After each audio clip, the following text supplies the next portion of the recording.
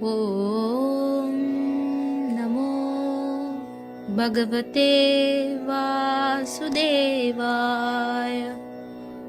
ॐ नमो भगवते वासुदेवाय। शुश्रूषोषद्धधानस्य वासुदेवकथारुचिः स्यान्महत्सेवया विप्राः पुण्यतीर्थनिषेवनात्। O twice born sages, by serving those devotees who are completely freed from all vice, great service is done. By such service, one gains affinity for hearing the messages of Vasudeva. Shrunvatam svakatah Krishnah punyashravanakirtanah hridayantasto hyabhadrani vidunoti suhritsatam. Shri Krishna, the personality of Godhead, who is the Paramatma, super soul in everyone's heart and the benefactor of the truthful devotee, cleanses desire for material enjoyment from the heart of the devotee who has developed the urge to hear his messages, which are in themselves virtuous when properly heard and chanted. Nashta prayeshva bhadreshu nityam bhagavata sevaya bhagavati uttama shloke bhaktir bhavati naishtiki. By regular attendance in classes on the Bhagavatam and by rendering of service to the pure devotee, all that is troublesome to the heart is almost completely destroyed, and loving service unto the personality of Godhead, who is praised with transcendental songs, is established as an irrevocable fact. Tada rajastamo bhavaha kamalobhadayascha ye cheta etair anaviddam sitam sattve prasidati. As soon as irrevocable loving service is established in the heart, the effects of nature's modes of passion and ignorance, such as lust, desire, and hankering, disappear from the heart. Then the devotee is established in goodness and he becomes completely happy. Evam prasanna manaso bhagavad bhakti yogataha bhagavad tattva vijnanam mukta sanghasya jayate. Thus, established in the mode of unalloyed goodness, the man whose mind has been enlivened by contact with devotional service to the Lord gains positive scientific knowledge of the personality of Godhead in the stage of liberation from all material association. Vidyate hridaya grantish chidyante sarva samshayaha kshiyante chasya karmani drishta evatmanishvare. Thus, the knot in the heart is pierced and all misgivings are cut to pieces. The chain of fruitive actions is terminated when one sees the self as master. Hare Krishna, Krishna Krishna, Hare Hare, Hare Rama, Rama Rama, Hare Hare.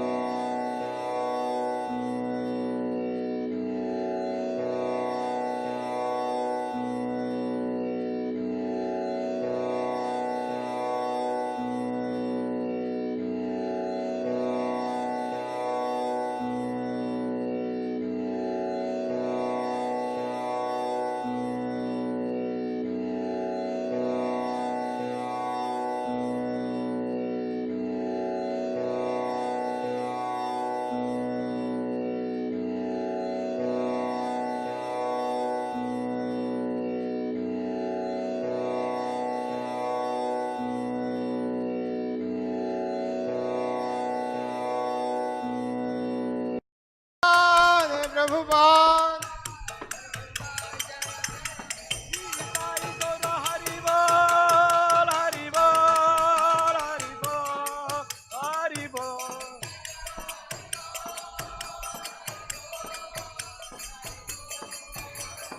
Gaur Brahmanande.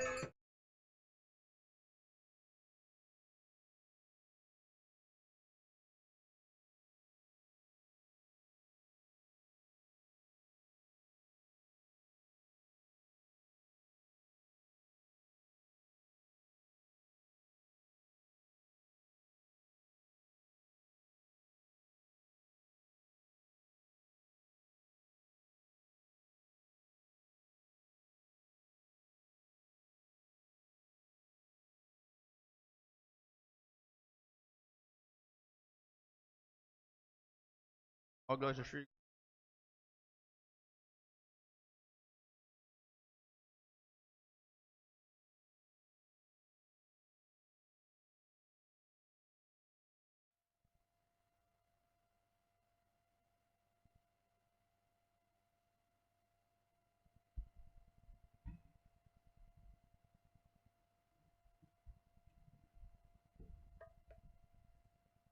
Jaya Radha Madhava Kunja Bihari Jaya Radha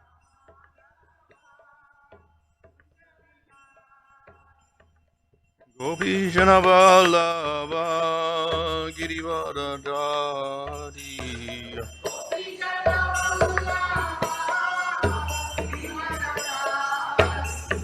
Yasoda Nandana Rajana Ranjana Yasoda Jamuna Tira Manachari Jamuna Tira Jaya Radha Madhava Kunja Bihari Jaya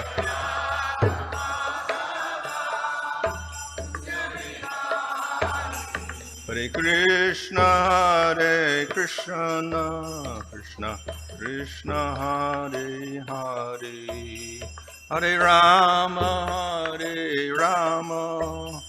Rama Rama Hare Hare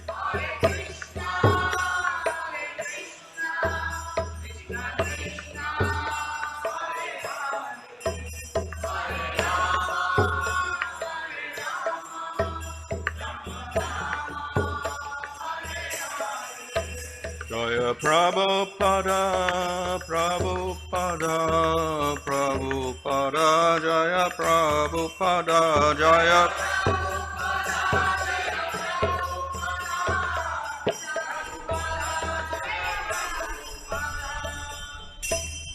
Vishnu Bharavamsa Pavarajikacharya, Sadasi Svedesi, Bhaktivedanta Samsara Prabhupada Ki Jai, Namacharya Haridas Thakur Ki Jai, Param Sgaho Sri Krishna Chaitanya Prabhu Nityananda, Sri Advaita Gadadhar, Shivasadi Gaur Bhakta Vrinda Ki Jai, Shri Sri Radha Krishna, Gopa Gopira, Shama Kunda Radha Kudda Giri Govardhan Ki Jai, Shri Vandam Ki Jai, Navadam Ki Jai, Ganga Jamuna Tulsi Bhakti Devi Ki Jai, Ananda Koti Vaishnava Vrinda Ki Jai, Samaveta Bhakta Vrinda Ki Jai, Go Premanandi, all glories to the assembled devotees, all glories to the assembled devotees, all glories to the assembled devotees, all glories to Sri Guru and Sri Guranga, all glories to Srila Prabhupada.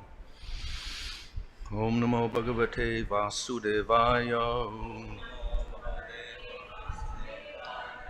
Om Namo Bhagavate Vasudevaya. Om Namo Bhagavate Vasudevaya. Namo Om Vishnupadaya Krishna Prasthaya Bhutale Shrimate Bhaktivedanta Swami Niti Namane Namaste Saraswati Deve Gauravani Prachadane Nirvishesha Shunyavadi Pasachade Shatarane Shri Krishna Chaitanya Prabhu Nityananda Sri Advaita Gadadhar Shivasadi Gaur Bhaktivinoda Hare Krishna Krishna Krishna Hare Hare Hare Rama Rama Rama Hare Hare. Reading from Srimad Bhagavatam, Canto 11, Chapter 2, Verse 22. Ta ete Bhagavad Rupam Vishvam Sadasat Atmakam Atmano Vyatirekena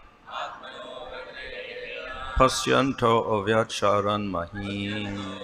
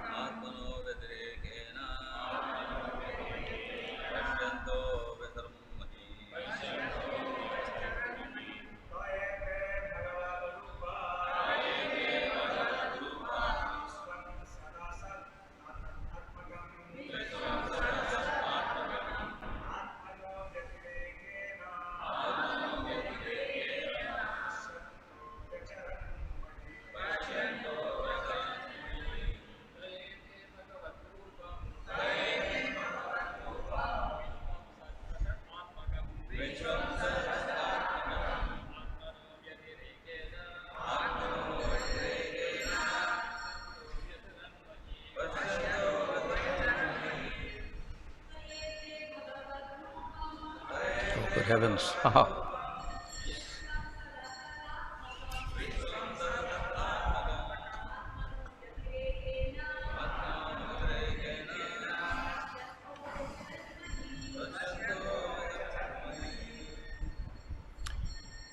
Te ete, these 9 Yogendras, Bhagavat, of the Supreme Lord, Rupam, a form, Vishvam, entire universe, Sadasat Atmakam, consisting of both gross and subtle objects,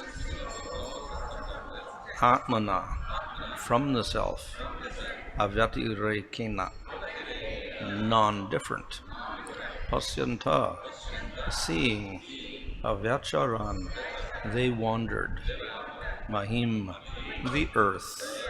Translation, these sages wandered the earth, seeing the entire universe with all its gross and subtle objects as a manifestation of the Supreme Lord and as non-different from the self. Purport, according to Sridhar Swami, it is clearly demonstrated in this and the following verse that the 9 saintly sons of Rishabhadev, known as the Navayogendras, were situated in the highest level of spiritual perfection called Paramahamsa Charitam, or having fully developed the character of Paramahamsas. In other words, they were pure devotees of the Lord.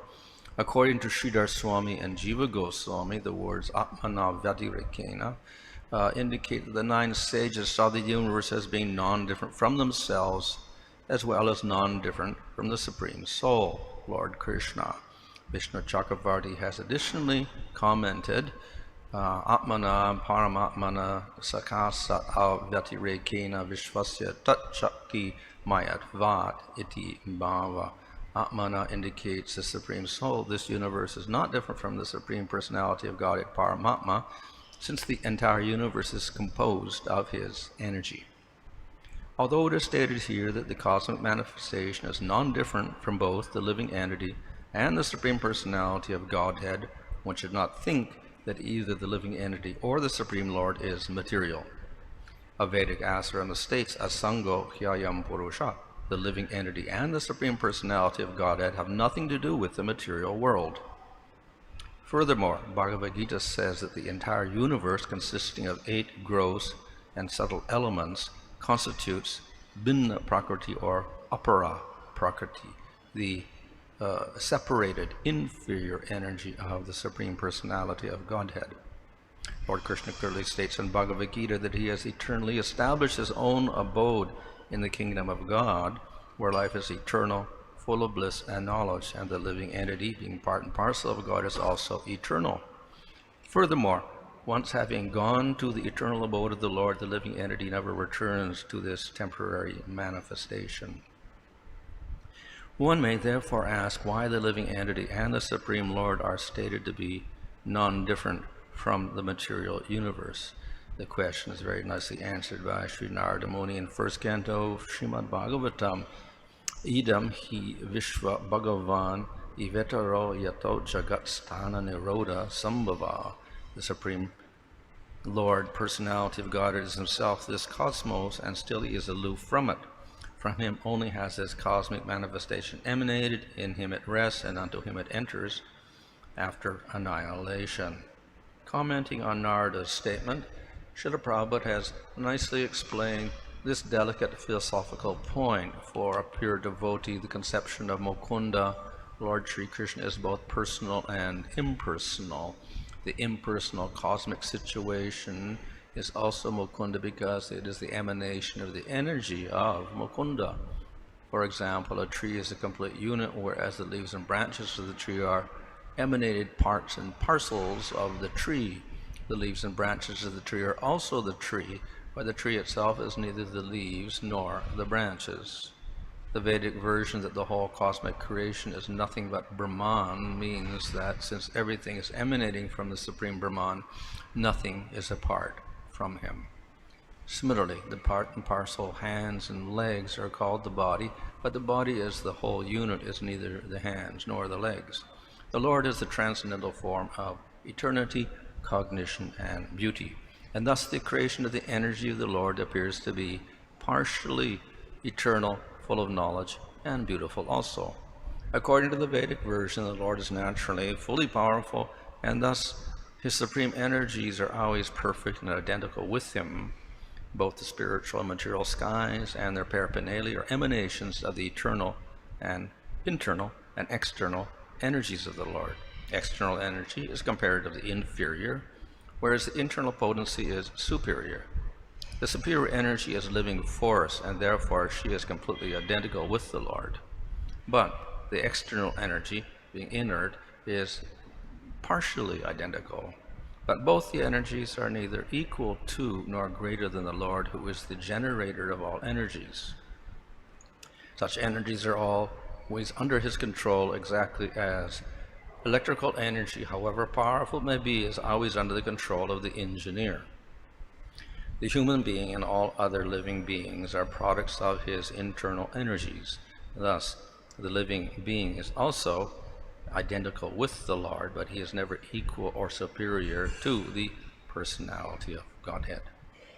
Srila Prabhupada has clearly explained here that both the cosmic manifestation and the living entities are emanations from the Supreme Lord, as confirmed in the Vedanta Sutra and in the opening statement of Srimad Bhagavatam, Janmad Yasya Yataha. The absolute truth is that from which everything emanates.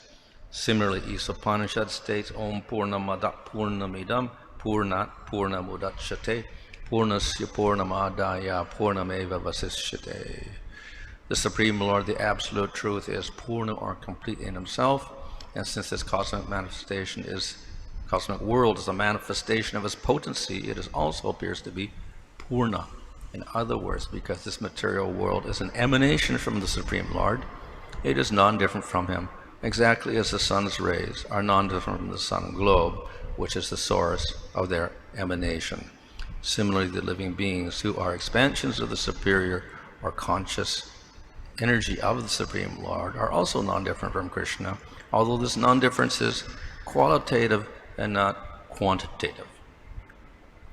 The gold found in golden ornaments such as rings and bracelets is qualitatively identical with the gold in a mine, but the gold in the mine is quantitatively far superior to the tiny quantity of gold in a bracelet or ring.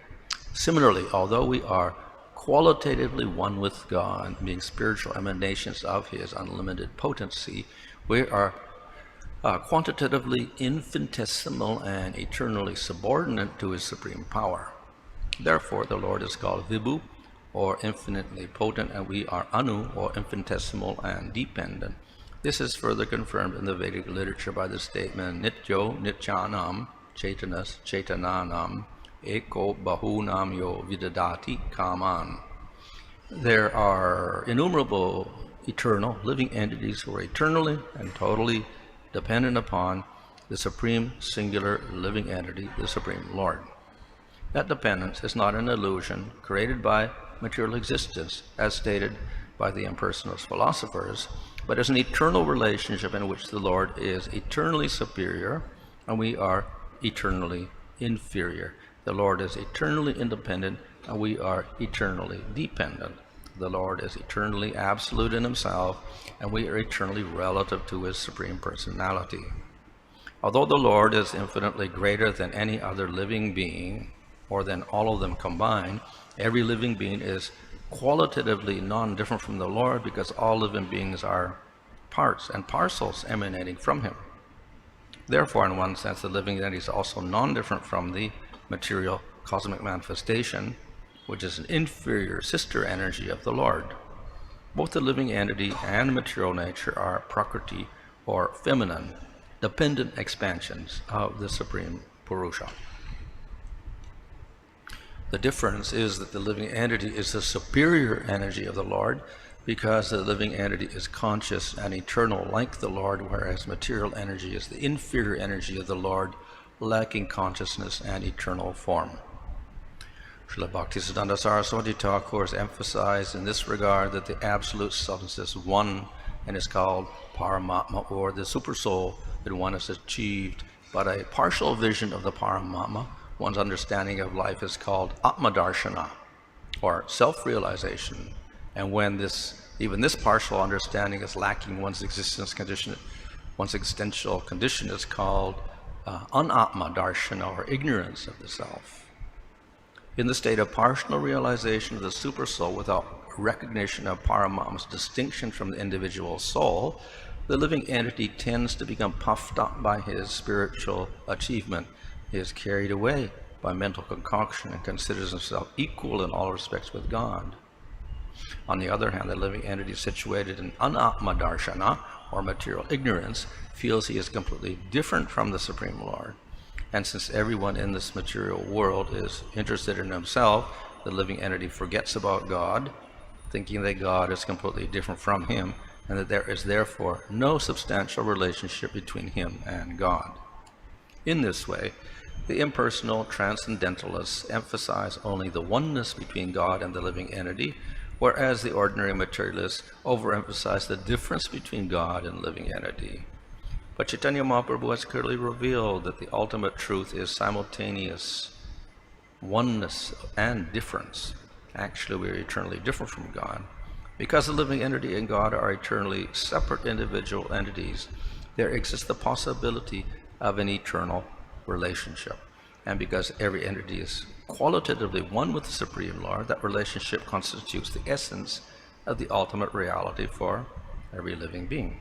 As stated in Chaitanya Charitamrita, Jiver Swarup Hoy Krishna Nityadas.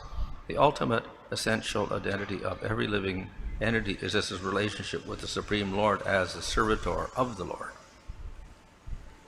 If one can understand that he is an eternal servant of the Supreme Personality of Godhead, one can correctly understand that both the living entity and the material universe are identical with Krishna, being emanations from him, and that they are therefore non-different from each other. Srila Bhaktisiddhanta Saraswati has stated, the material world is a manifestation of simultaneous difference and non-difference, and it is a form of the Supreme Lord. Thus, the temporary, perishable, and ever-changing material world is different from Vaikuntha, the eternal world. It should be noted that in this verse, the word sadasat atmakam, or made up of gross and subtle objects, does not refer to material and spiritual objects. This universe is stated to be composed of sat and asat, gross and subtle material objects. According to Srila Bhaktisiddhanta Saraswati, the very subtle state within the manifest world is known as the unmanifest, and the realm beyond the manifest world is called transcendental. Within the coverings surrounding the manifest, in the region of the time factor, is the phase of material existence experienced by the controlling deities. In this phase exist the two functions, sat and asat. In the universe, there is a third tattva, or reality, apart from and containing both sat and asat, and which is a form of the Supreme Lord. It is impossible to produce any contradiction to the non-dual absolute truth. In other words, although ignorant materialistic scientists may zealously carry out research to find a material principle that can negate or render unnecessary the existence of God, Srila Bhaktisiddhanta Saraswati clearly states that since the universe is an emanation from the Lord, and therefore spiritually identical with Him, there cannot possibly exist anywhere within the universe a material law, principle, or phenomenon that in any way contradicts the supremacy of the personality of Godhead. In fact, the entire universe, along with the spiritual sky, exists as eternal testimony to the unlimited glory of the Supreme Personality of Godhead, Krishna. With this understanding, the 9 yoginis were traveling about the earth in transcendental bliss. Translation: these sages wandered the earth, seeing the entire universe with its gross and subtle elements as a manifestation of the Supreme Lord and as non-different from the self. So, at face value, this statement looks a little bit impersonal because everything seems to be one, and therefore it looks a little confusing. So therefore we have this long purport to indicate that actually it's an expression of Achintya Bheda Bheda. Later on, when the Nava-yoginis speak, we'll find that ultimately they're great devotees of the Lord. But here in this verse, it looks like everything is one, everything is the Supreme Lord. They see the universe as Bhagavat Rupam, and they see the self as non-different also. So it looks as if it's all impersonal. So in the purport, we have this understanding that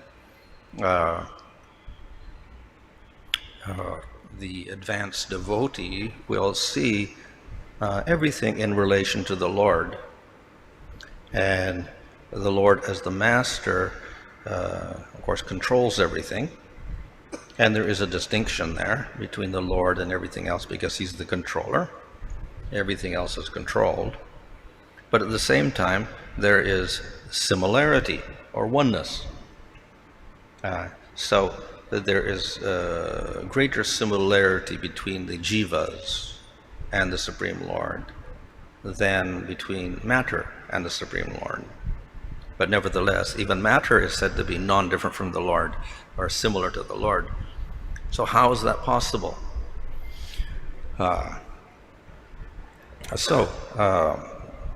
The explanation of the Gaudiyas is that it is the Shakti of the Lord.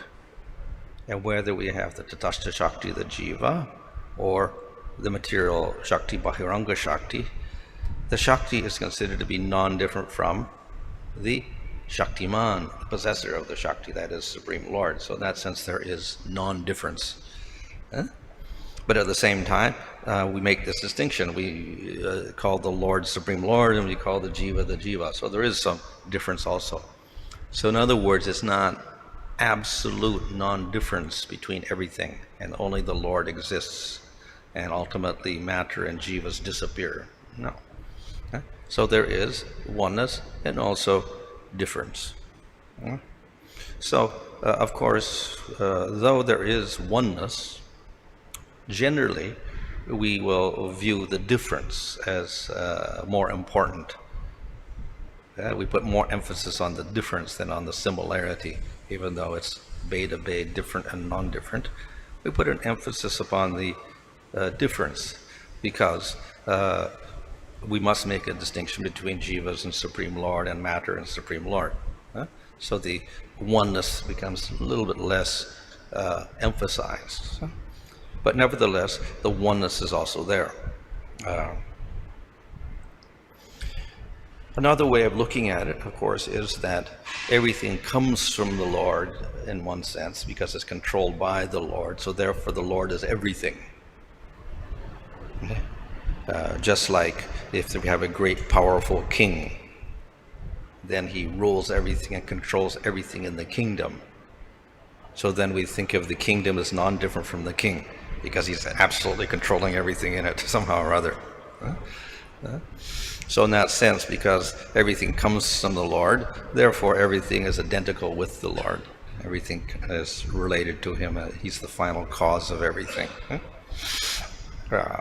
Another way of looking at the oneness is from the point of view of Krishna, or from the point of view of Bhakta and Prema. So we know that the Prem Bhakta, he does not see difference between a demon and a devotee. He doesn't make distinctions. So similarly, we could say no distinction in matter and spirit. Everything is all spiritual world for the devotee. So therefore, in Prema, one tends to think of everything as related to the Lord, even if it's material.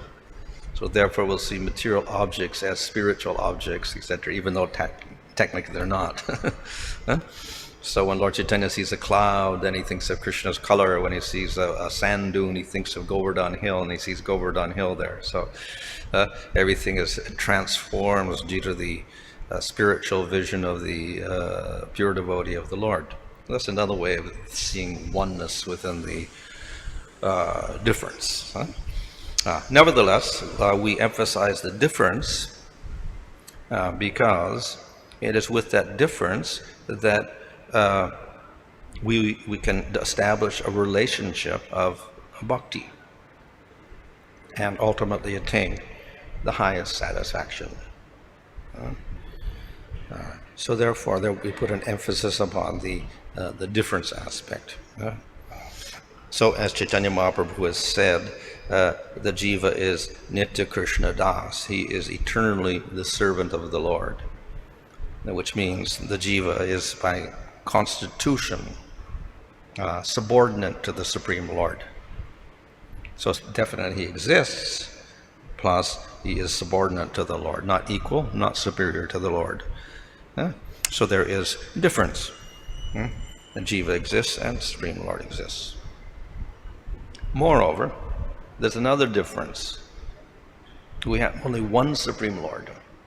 Even though he has many forms, like Varaha and Nrsimha, Ramchandra, Krishna, and many other forms, the Jivas are many. Lord is one with many forms. Jivas are many. Each has his own little form. So this is another difference between the Supreme Lord. Another difference is, as pointed out here, is that Supreme Lord is Vibhu, all-powerful and infinite in size, and the Jiva is Anu, very small, very little power.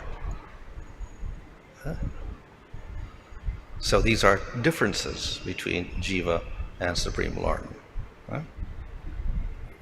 Nevertheless, we also have similarities.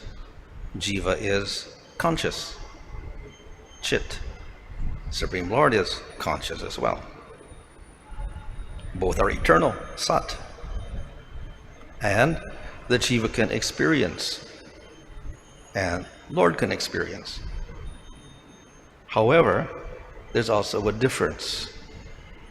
Everything in the Jiva is limited. His Sat depends on, his eternal existence depends on the Supreme Lord. If the Lord were to say, don't exist, the Jiva cannot exist. The Jiva is Chit, but he's different because he can fall into ignorance. And the Lord never falls into ignorance. And the Jiva is an experiencer, but he can experience suffering because he identifies with the material body. And Supreme Lord never experiences suffering. He's always in complete bliss. So even though there is similarity, in those similarities there's also some difference. Jiva has limitation, Lord has no limitation.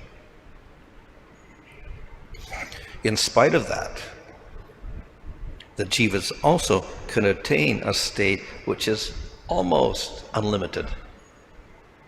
If they become devotees of the Lord and they develop prema and they get spiritual bodies in the spiritual world, then they can develop a state of no ignorance and even though they are dependent on the Lord, they can control the Lord. So they have more power than the Lord. Yeah. And they can experience great bliss with no suffering at all. Yeah. So they develop wonderful qualities by the mercy of the Supreme Lord.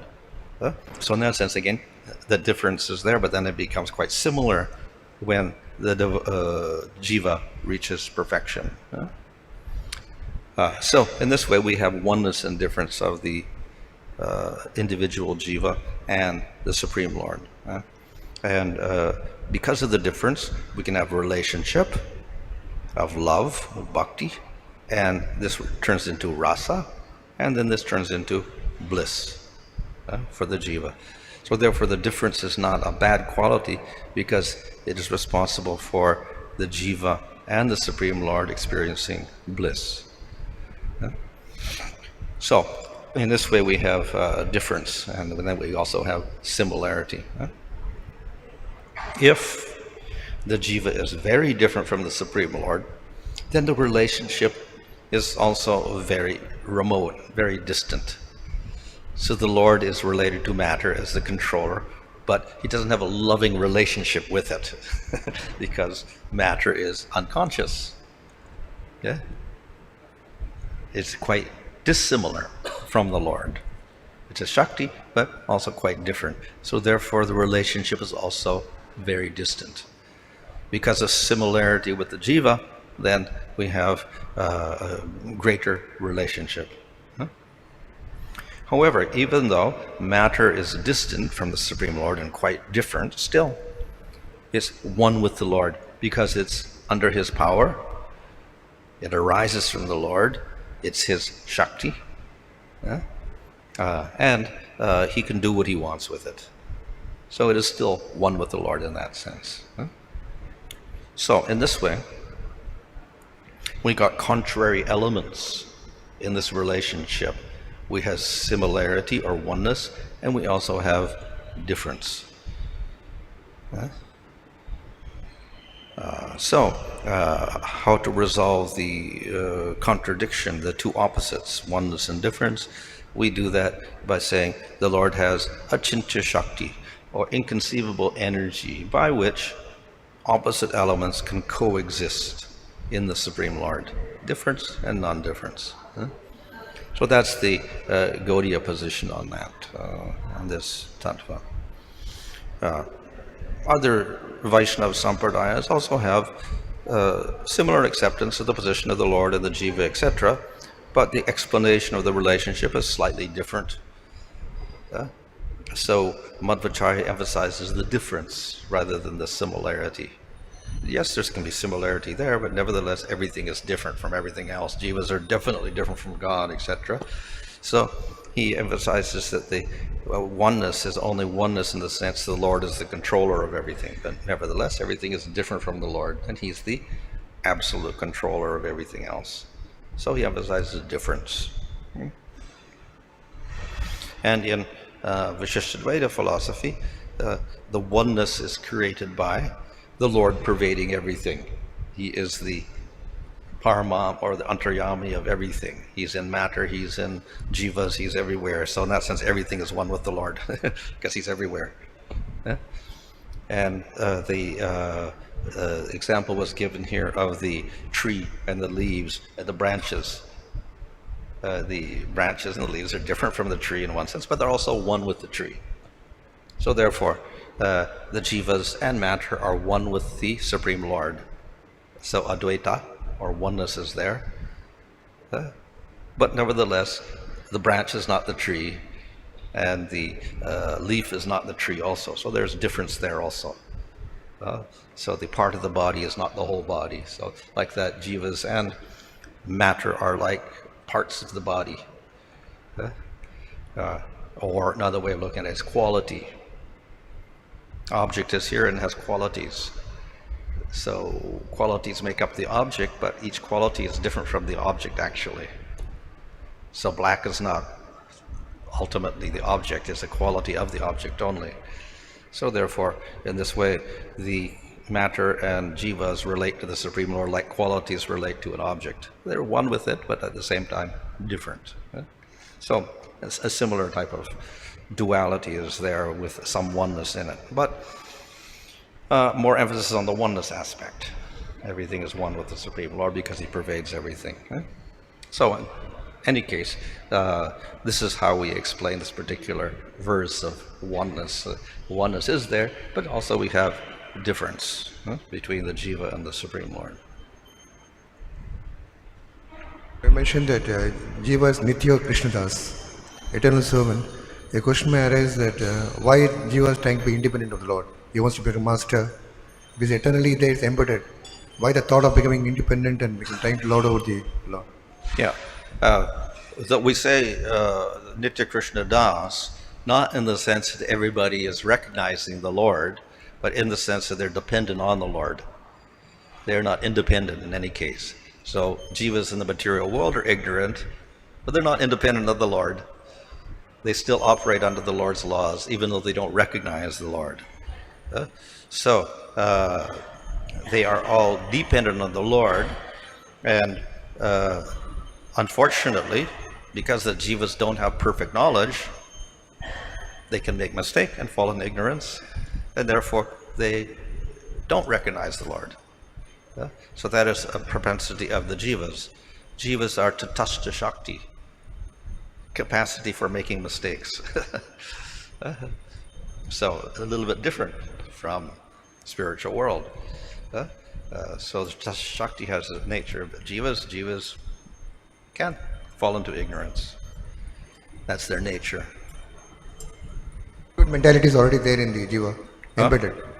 The servant mentality is already there in the Jiva. Or it has to got it from external source, or? Well, if we become, get rid of our ignorance, then we recognize we are servant of the Lord.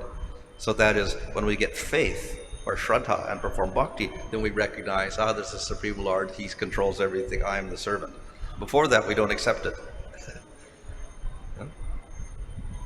But, as I say, constitutionally, the jiva is dependent on the Lord, whether he likes it or not, whether he realizes it or not. So in that sense, he's Nitya Krishna Das.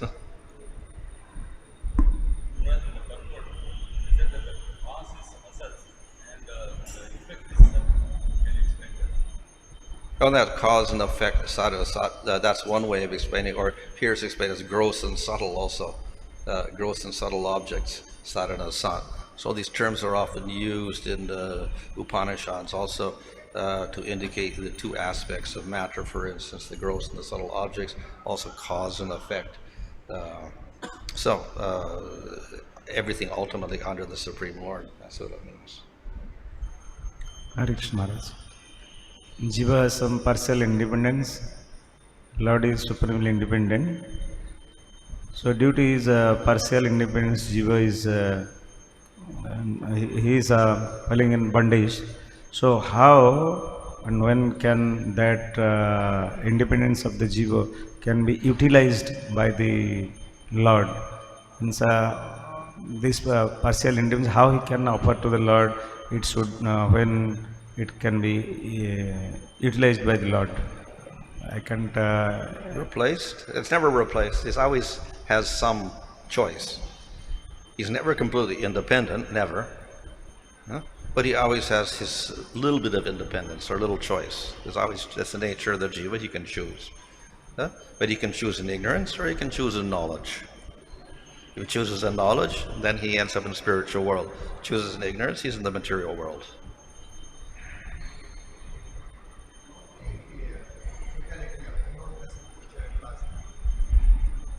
The Lord knows exactly what is going to happen, future, present and past. So by the misuse of independence, he will also know that the jiva will misuse the independence. Since he has been given a minute independence, Lord is well aware that some of the jivas like us will misuse and be loitering in this material world. Well, he could avoid it. Yes, the Lord knows everything, but he also, of course, when we think of, in our terms of past, present, future, we have a little bit of a limitation here because we're thinking in material terms, past, present, future. That does not even exist in the spiritual world. So in one sense, it has no meaning for the Lord or for the Jiva who's on that state. Time is quite different from that.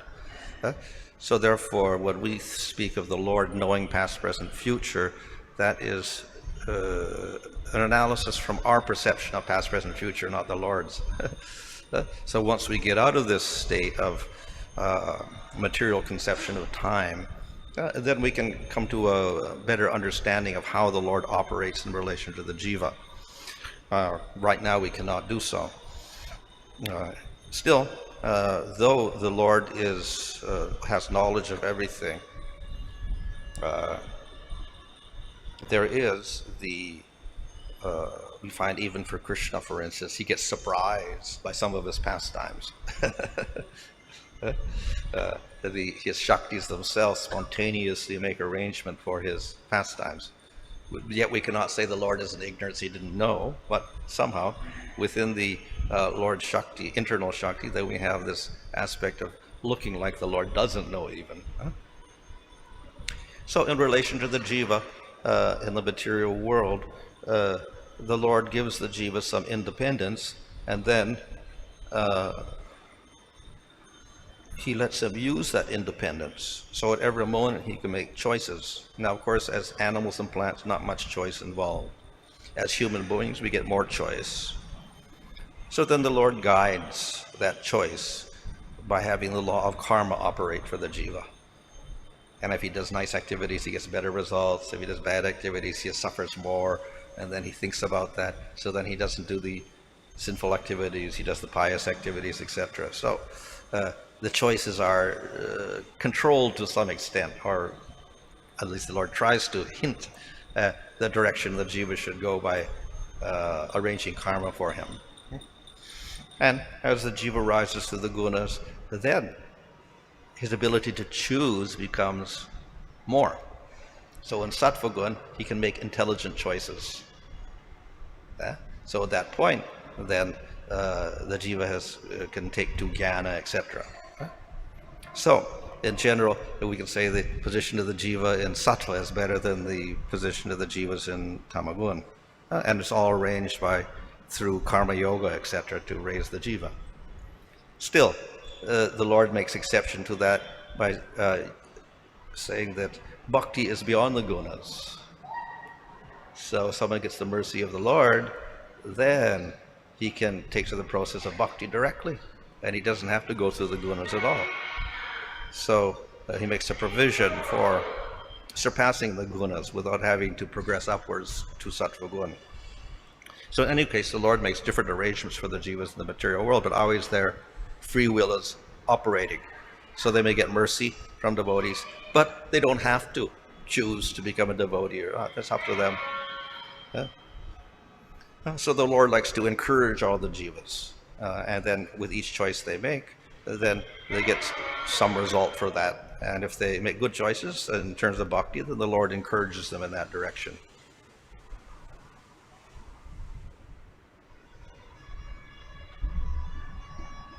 Oh.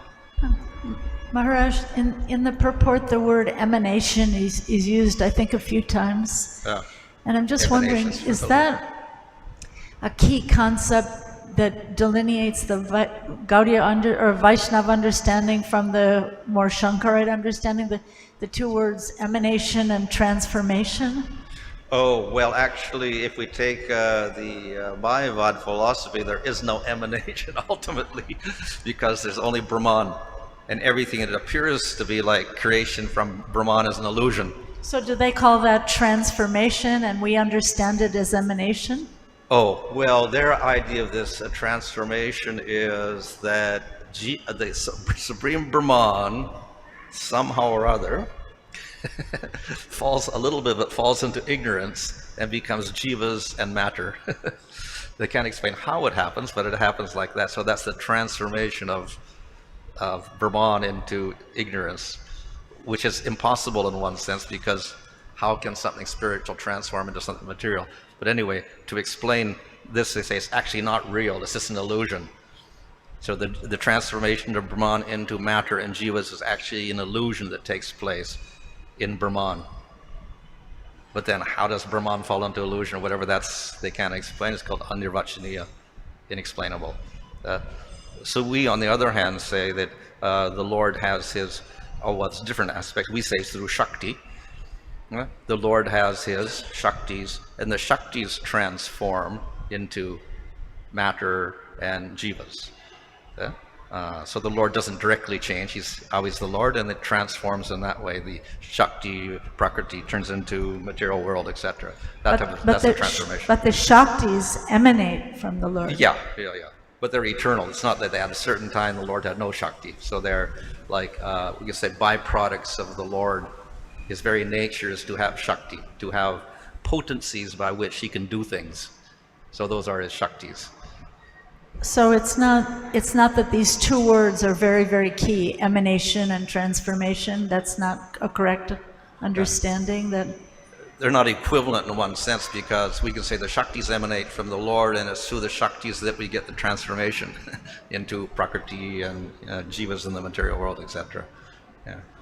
They're called Parinam, that's the transformation. Huh?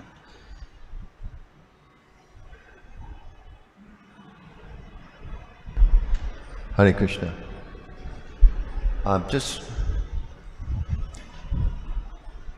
I found your explanation about how the Lord is guiding the jiva's choices by karma very insightful. And I've noticed sometimes devotees, they have this sense, you engage in Krishna's service, or everything is absolutely useless, and it doesn't make any difference. You can be a murderer, or you can be a great liberator of your people. It's all the same. But what you just explained, I'd always thought it needs to be that way. That if you make right choices, wherever you are on the ladder of consciousness, then Krishna helps you. Yeah. He reciprocates. You made the right choice then. So, when we interact and when we preach with people, and there's this verse in the 12th chapter, 11th purport, where, Krishna in the 8th verse says, just surrender to me. If you can't do that, okay, practice bhakti. If you can't do that, work for me. If you can't do that, do something, sacrifice. And in the purport, Prabhupada says, in this sense, national service, social service, sacrifice for one's country is beneficial, because by the sacrificial method, one will one day become Krishna conscious. Which just makes perfect sense, but devotees tend to think, no. And when I read that verse to people, a lot of times they're shocked. But you just put it in a nice context that, Krishna's there, and if you make the right choice, then he'll let you make the next choice, or he'll help you. So that when we're talking to people, if we in preaching to them, it's not just surrender to Krishna or nothing matters, but okay, if you can't directly surrender to Krishna, then be a good husband, be a good citizen, be a nice person, don't be sinful, don't be a murderer. That's a good thing. So just making sure. True, yeah? According to qualification, people can do different things. If they don't have faith, they cannot do bhakti. So what do? So one is to do karma yoga. So karma yoga is manipulating karma with a little intelligence, or even if it's not intelligence, by instruction from others, so that you can improve your existence and gradually raise your guna from tamagun to sattvagun by rules and regulations. Don't do this, do this, and this. So you get to control your senses more and more and more, and then you end up in sattva. When you end up in sattva, then you get less attachment to the material world, and you begin to understand your spirit soul. So then you can really get into more spiritual things. But until that time, you may be not qualified for practicing spiritual life. And that's why Krishna says in Bhagavad Gita, don't do Jnana Yoga, do Karma Yoga. So people that are not qualified, let them do Karma Yoga. They don't tell them to give up everything if they're incapable of understanding what Atma is. So until they're qualified. When they're qualified, they give up Karma Yoga, do Jnana Yoga, etc. So in other words, we have all these different processes. That's why Bhagavad Gita has all these processes: Karma Yoga, Jnana Yoga, Stanga Yoga, and Bhakti Yoga, not just Bhakti Yoga, for people of different qualification. However, that's the gradual system. Then, as I said, if we get mercy of the Lord, then you can just take a bhakti forget everything. So somehow we've got to create the qualification in people, that faith. If we can create the faith, then they can directly take to bhakti. If they don't have faith, then they'll have to do something else.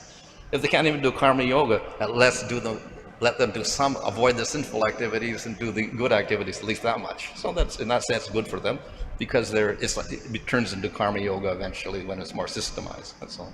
So we should try to teach them a way to develop that faith that they can take the direct process. Yeah. And at the same time encourage them, whatever stage of life. It always seems that every day you have a choice. You can get up in the morning and yell at your child, or you can get up in the morning and take care of them. You can get up in the morning and, offer a quick prayer, or you can not. So at every stage there's, in human life, there is some choice. If they make the right choice, it's like the door opens. If they make the wrong choice, the door is closed. If we make good choices, we improve our situation. If we make bad choices, we suffer more. So in this way, no one wants to suffer. Everybody wants to improve. So if you make good choices, you can in some sense, control your destiny in the future. And if you don't think about it, you just randomly make decisions, then it's just random wandering around in the material world, birth after birth. One other question, different topic if I can. Prabhupada mentions near the end of the purport that I think he says the impersonalists, they get some little insight on their connection with Paramatma or Brahman, and he says they become puffed up.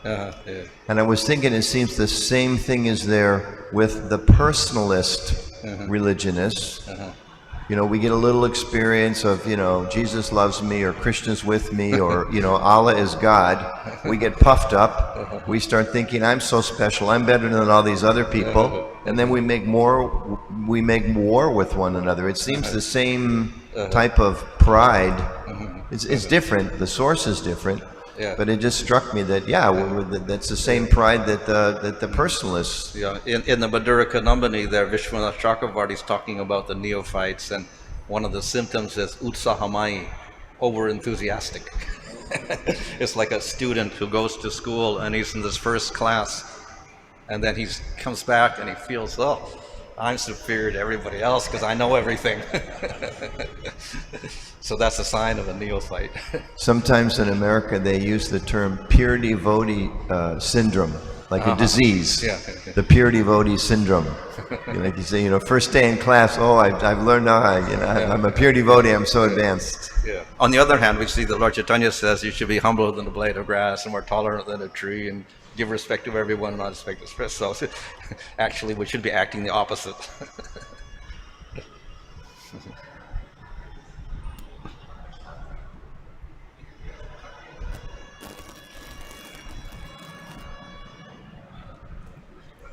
That sometimes when devotees go for Bhakti Shastri, before proud. going to Bhakti Shastri, they clean the temple and do all menial service. When they come back, they said, I'm a Bhakti Shastri. I just jokingly told them, you have removed Bhakti and put only Shastri. You become Pandit.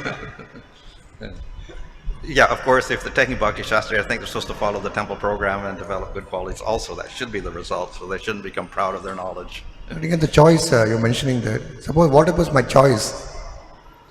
Everybody they think that my choice will also get a higher elevation. Why to go to only particular? Different faiths, they may have a different choice.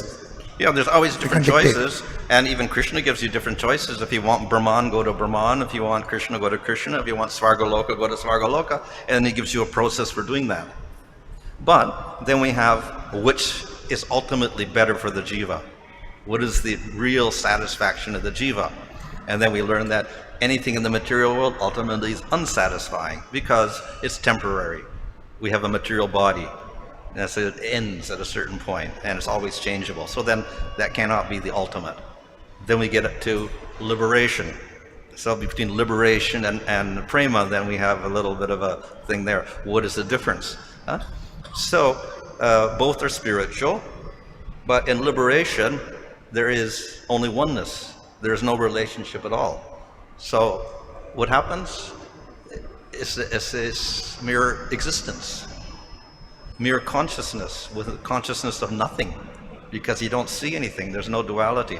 So it's simply a peaceful state. So is that happiness or bliss? And we say, no, it is simply absence of suffering. So then how is that satisfying to the jiva? So the jiva should have happiness, but it can't be with material body in the material world. So then the solution is happiness with spiritual relationship with Bhagavan. And then we get rasa, then we get ananda. So that is actual happiness. So one who has got mercy, then he can understand that. One who has not got mercy and faith, then he will either go to material world or for Brahman. So it depends on the faith. While preaching, certain people tell that don't force me.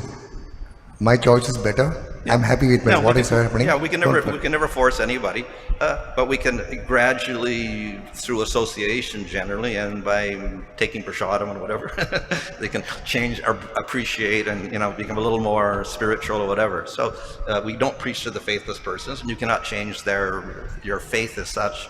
All we can do is give them association and give them mercy in some form, and then eventually they can develop the proper faith. That's all you can do for those persons.